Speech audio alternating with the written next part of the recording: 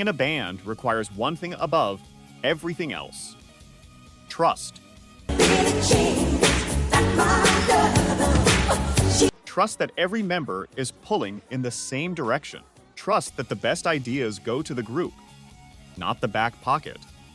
Trust that when you walk on stage together, everyone in that band is actually on the same side. Today, we are telling 10 stories where that trust was broken. 10 rock stars who, while still officially members of their bands, were quietly, deliberately laying groundwork for a solo career.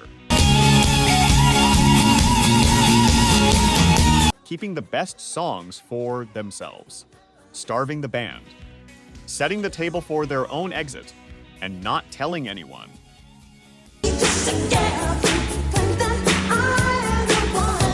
These are documented. These are verified. And some of them will permanently change the way you hear these songs. Number 1, Rod Stewart, 1971. I know I keep you amused, but I feel By 1971, Rod Stewart had a problem. I'm being used. Oh, Maggie. He was in one of the most beloved barroom rock bands in Britain, The Faces, and he was starting to believe he was too good for them. That's what really hurts. So he made a decision. He would keep making albums with The Faces. He would keep touring with them. But the best material, the most commercial, the most radio-friendly, the songs with the clearest path to number 1, those would go on his solo records. You didn't need to coax. Oh, no. The Faces would get what was left over. Faces drummer Kenny Jones later confirmed it bluntly. Rod used The Faces as a springboard. He kept the commercial stuff for himself. Away from home, 'cause you didn't wanna. Stewart had a dual record deal, signed to Mercury as a solo artist and to Warner Brothers with The Faces simultaneously. A friend to lend a guiding hand. He used this to run parallel careers, leveraging his bandmates as session musicians on his solo work without being explicit about what they were doing. Oh, Maggie, I couldn't have tried. Every Picture Tells a Story was recorded in 10 days using The Faces rhythm section. They were in the studio, they played the parts, and then the album came out with Rod Stewart's name on the front, Maggie May. A song Stewart wrote about a woman who seduced him as a teenager at the 1961 Edinburgh Festival became the album's defining hit. It reached number 1 simultaneously in the UK and the US. I suppose I could collect. The first time any artist achieved simultaneous number 1s on both charts with the same single and album at the same time. Or find myself a rock and roll band. The Faces' own album that year? A distant afterthought. Stewart had played both sides perfectly, and The Faces wouldn't fall apart for another 4 years, just long enough for him to not need them anymore. Glass full out of me, but I'm as blind. Number 2, Sting, 1983. By the time the Police arrived in Montserrat to record their 5th album, Synchronicity, in December 1982, Sting had already mentally left the band. He had told Rolling Stone magazine as early as 1982 that he felt creatively constrained. That he had enough material for multiple solo albums, but was forced to entertain songs that were not as good. His frustration had curdled into something harder. By the Synchronicity sessions, the 3 members recorded their individual parts in completely separate rooms. because they could not physically be in the same space without fighting. At one point, Sting and drummer Stewart Copeland came to actual physical blows in the studio. Copeland later said he felt homicidal rage towards Sting. Andy Summers said the recording atmosphere was unbearable, and yet the album they produced in that state of complete mutual hatred became their greatest commercial achievement. Every Breath You Take went to #1 in 15 countries. It won the Grammy for Song of the Year. It spent 8 weeks at #1 in the US. It was the biggest song of 1983. And the second the Synchronicity tour ended, Sting walked. His debut solo album, The Dream of the Blue Turtles, was released in 1985. It featured jazz musicians instead of a rock band. The most deliberate possible statement that he was done with the format that had made him famous. Copeland and Summers were reportedly not informed that there would be no further police activity until after the fact. Sting had spent the entire making of Synchronicity, the best thing the three of them ever created together, planning his exit. He just needed one more #1 to leave from. If you just learned something you never knew before, there is a whole lot more where that came from. Hit subscribe to The Rock Lens. Every single week, we go deeper into the real stories, secrets, and hidden history behind the music you have loved your whole life. The button is right there. One click. We will see you in the next one. #3, Peter Gabriel, 1977.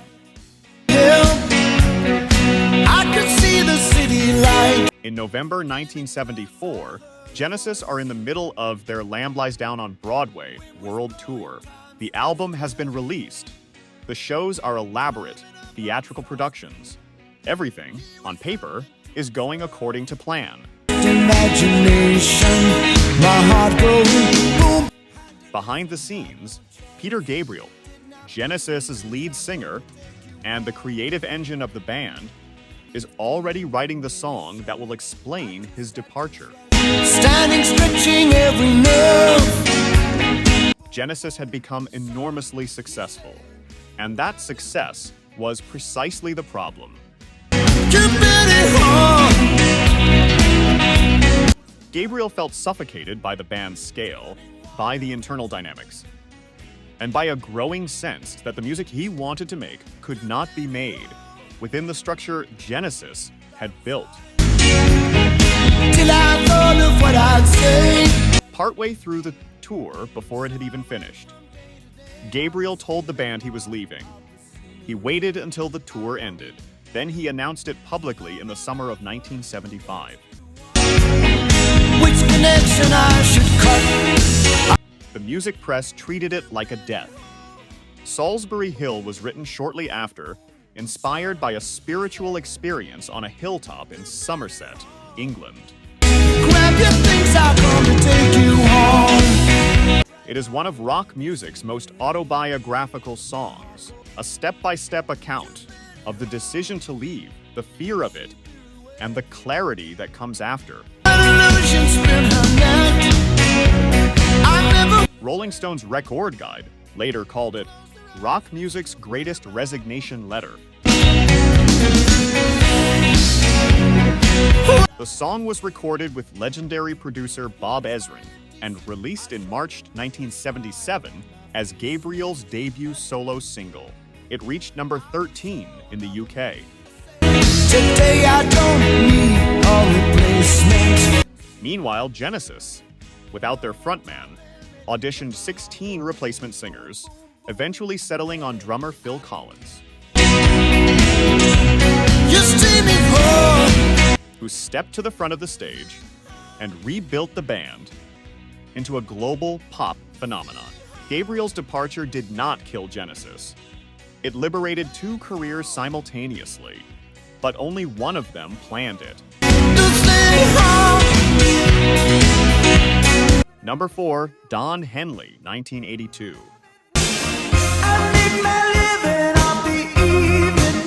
The Eagles officially broke up in July 1980 after a backstage fight between Don Felder and Don Henley during a concert in Long Beach, California. They were done. Glenn Frey told The Room that night, "Felder, this is going to be the longest night of your life."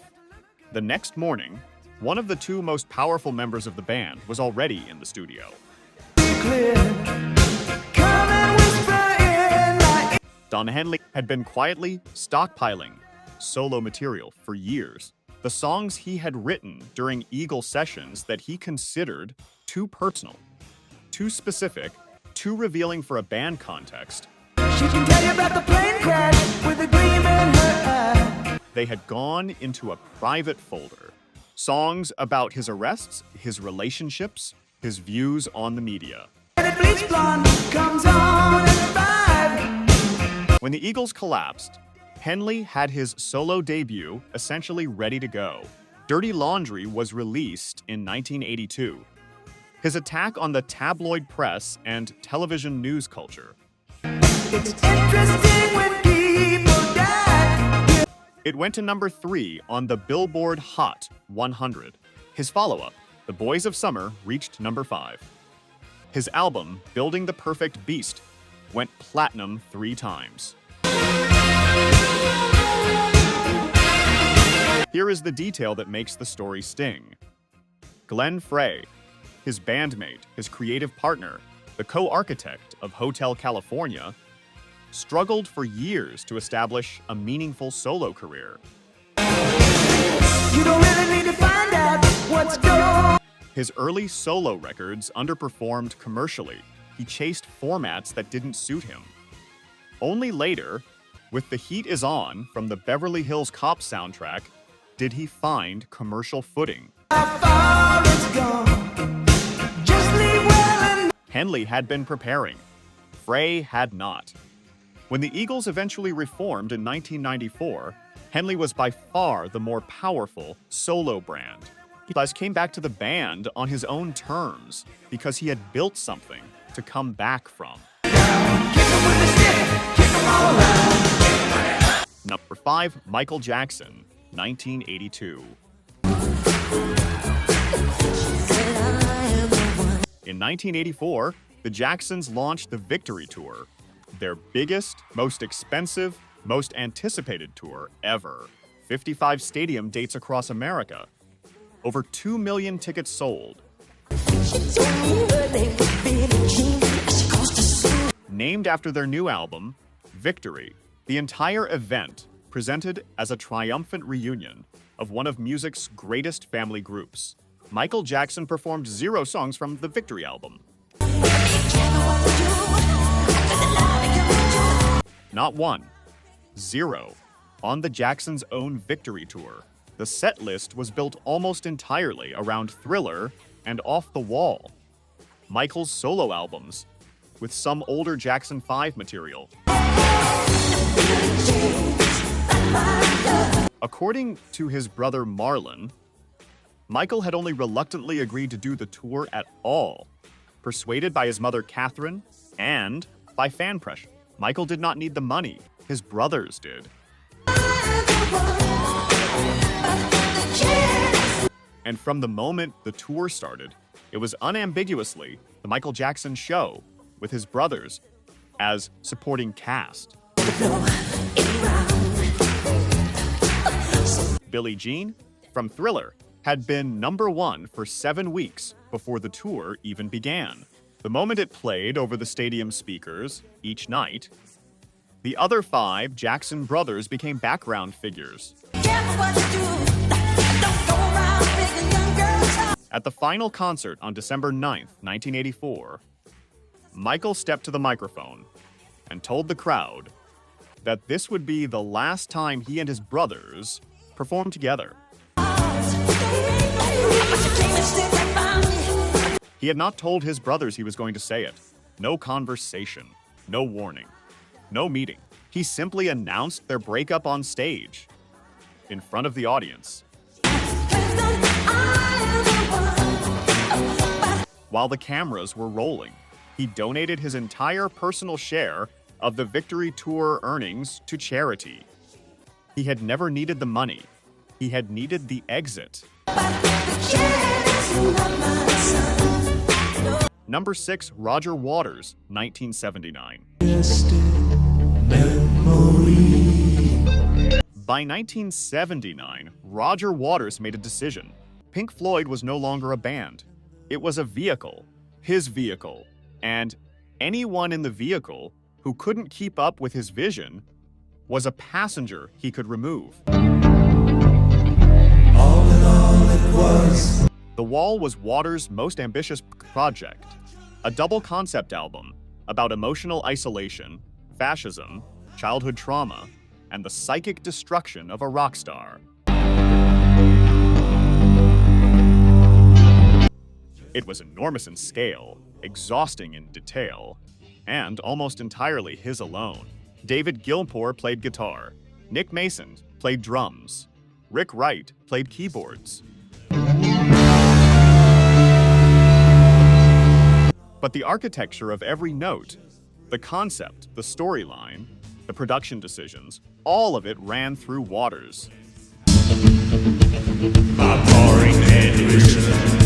During the recording sessions at Britannia Row Studios, Waters made a unilateral decision that crossed a line, even by the standards of the band's famously tense internal politics.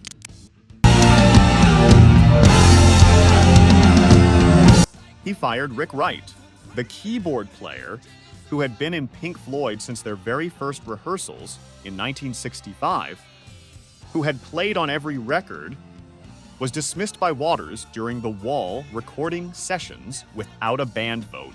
We don't need no lost control. Waters told Wright he was out. Wright was retained for the subsequent tour, but only as a paid session musician, not a full member of the band. He received a wage, not a share. Waters later said bluntly that Wright hadn't contributed creatively or financially to the project. Wright said nothing publicly for years. Another brick in The Wall Part 2 went to number 1 in multiple countries. The Wall sold over 30 million copies, and the man who played keyboards on the record was technically not in the band anymore by the time it was released. All in all, you're just... Number 7, Foo Fighters, 1997. Kurt Cobain died on April 5th, 1994. The official dissolution of Nirvana as a band, the legal and formal end, was still months away.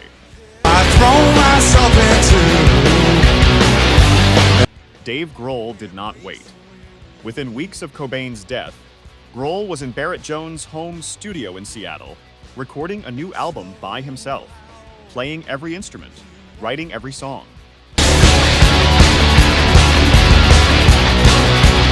Working in secret, with no announcement, no press release, no conversation with the surviving members of Nirvana about what came next. He recorded 25 tracks alone in 1 week. He initially presented the recordings to Nirvana's management as a potential side project, but the scope and ambition of what he had made was clearly beyond a side project. Grohl had not made a demo. He had made an album, a fully realized statement of a musician who had been waiting years for permission to lead. He named the project the Foo Fighters, taking the name from a Wii term for UFOs.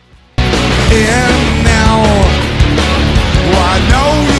He released the self-titled debut album in July 1995, credited entirely to the Foo Fighters, which at that point was essentially just Dave Grohl. He then recruited a band around it afterward. Everlong, released in 1997 from the album The Color and the Shape, became the song that defined what the Foo Fighters could be.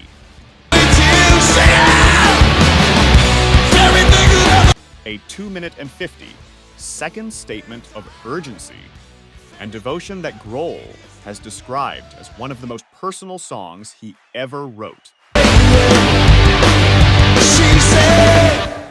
Grohl has never fully explained the timeline, but the evidence in the studio logs is clear.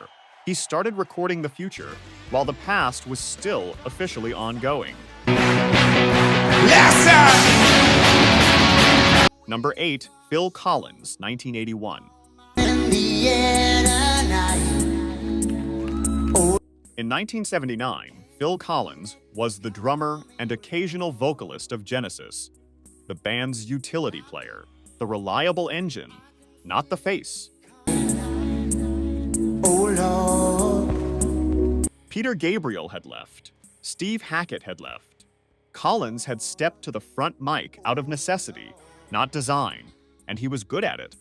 But nobody in or around Genesis had identified him as a potential solo superstar.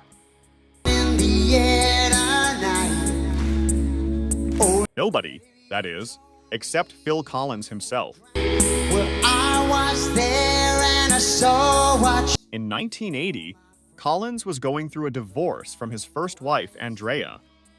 The pain of the separation, the dissolution of his marriage, the distance from his children,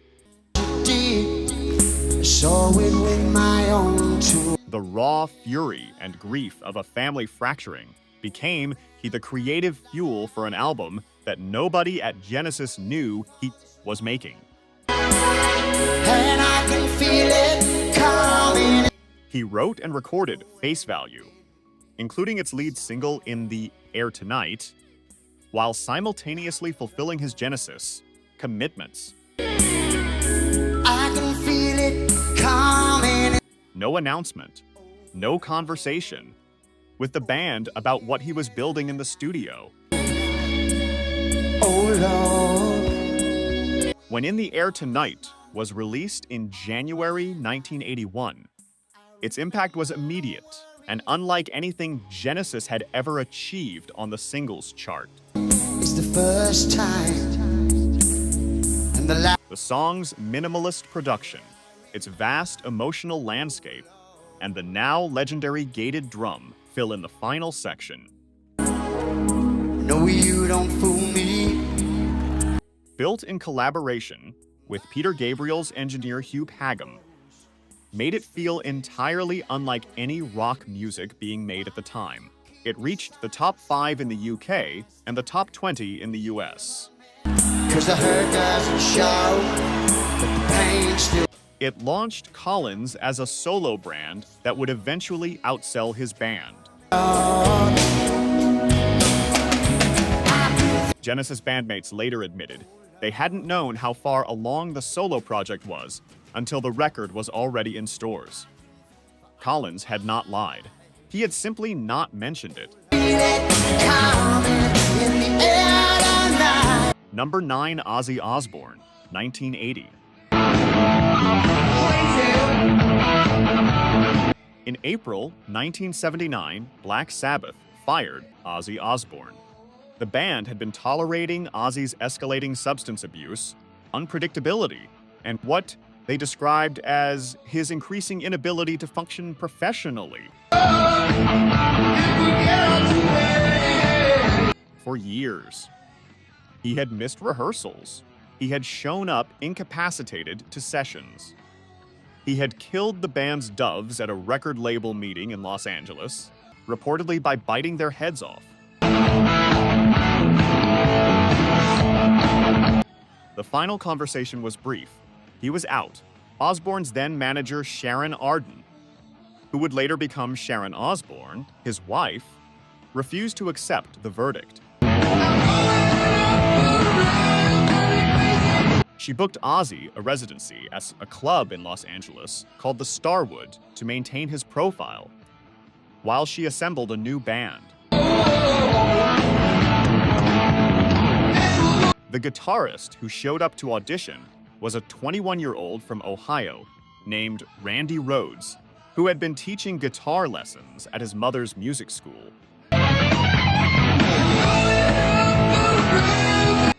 The moment Rhoads played the opening riff to what would become Crazy Train, the direction was set.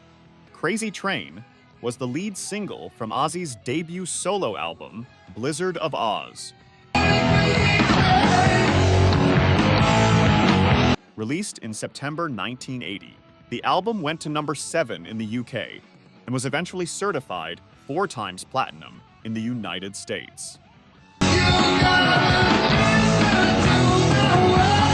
Black Sabbath, meanwhile, had replaced Osbourne with Ronnie James Dio. They released Heaven and Hell in April 1980. A respectable album that nonetheless entered a market where their former singer was already receiving critical acclaim and building a massive new audience. Sabbath had fired Osbourne because they believed he couldn't function. He went home, found Randy Rhoads, and made one of the most commercially successful metal debuts of the decade. They were wrong about him. The charts said so. Number 10, Lindsey Buckingham, 1977. Lindsey Buckingham and Stevie Nicks joined Fleetwood Mac together in 1974. They were a couple. They arrived as a package. And by late 1975, they had broken up, personally, romantically, completely, while remaining in the same band, touring the same bus, recording in the same studio.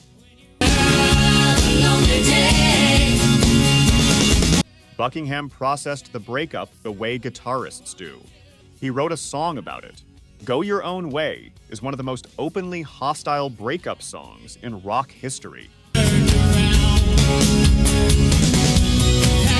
Buckingham uses the platform of a Fleetwood Mac record to tell Nicks, in front of the entire world, exactly what he thinks of her. The chorus is a dismissal. The specific lyric, packing up, shacking up is all you want to do, was something Nicks objected to furiously. She went to Mick Fleetwood and John McVie and demanded they make Buckingham remove the line. They refused. The song stayed as written, but Buckingham's act of sabotage extended beyond lyrics. By the time of the rumor sessions, he had effectively taken creative control of the band's sound and direction in a way that shut the other members out of production decisions.